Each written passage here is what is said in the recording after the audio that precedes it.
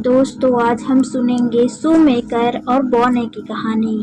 यह कहानी पसंद आए तो चैनल को जरूर सब्सक्राइब करें। यहाँ पर एक जूता बनाने वाला रहता था जो एक दिन इतना गरीब हो गया कि उसके पास सिर्फ एक जोड़ा जूता बनाने का चमड़ा ही बचा था। उसने एक दिन शाम को चमड़ों को जूते के आकार में काट लेता है और उसे टेबल पर रख देता है क्योंकि बहुत रात हो गई थी। उसने अगले दिन इस काम को करने का सोचा। वह अपने बेड पर आकर बैठ गया और सोने से पहले भगवान से मदद करने की प्रार्थना की।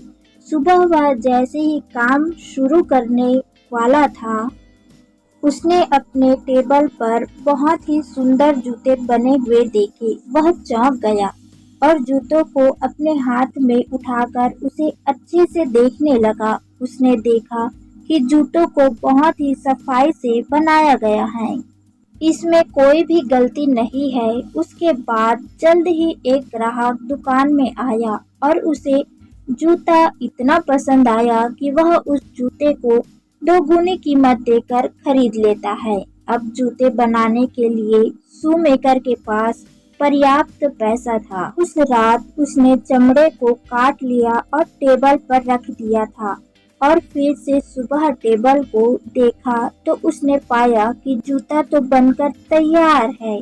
जूते खरीदने वालों की कमी नहीं थी और शू मेकर ने जल्द ही 4 जोड़ी जूतों के लिए चमड़ा खरीदने के लिए पर्याप्त पैसा इकट्ठा कर लेता है। उसने अगले सुबह देखा कि 4 जोड़ी जूते बनकर तैयार थे और यह सिलसिला ऐसे ही चलता रहता था कि वह शू मेकर बहुत अमीर हो गया। एक रात शू मेकर अपनी पत्नी को बोलता है, चलो आज हम देखते हैं कि हमारी मदद कौन करता है। पत्नी को यह बात अच्छी लगी और उसने एक मोमबत्ती और जलाई।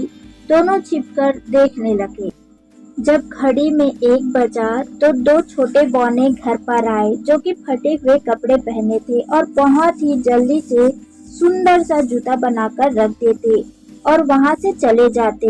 अगली सुबह उसकी पत्नी ने कहा, इन दोनों छोटे लोगों ने हमें धनी बना दिया है और हमें वास्तव में इनके लिए आभारी होना चाहिए।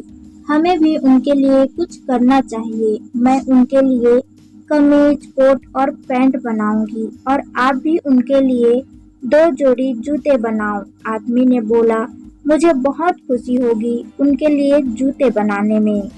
एक रात जब सब कुछ तैयार था तो उन्होंने अपने तोहफे को टेबल पर रख दिया जहां चमड़े काटते हैं। फिर वे देखने के लिए छिप गए कि छोटे लोग क्या करेंगे। जब छोटे लोग आए तो उन्हें कटा हुआ चमड़ा नहीं दिखा। वे छोटे छोटे सुंदर कपड़ों को देखकर बहुत ज्यादा खुश हुए और कपड़ों को पहन लिया और वे खुशी से नाचते हुए वहां से चले गए और फिर कभी नहीं आए। और इधर शू मेकर जब तक जिंदा था तब तक बहुत सुख और शांति से जिंदगी काटी।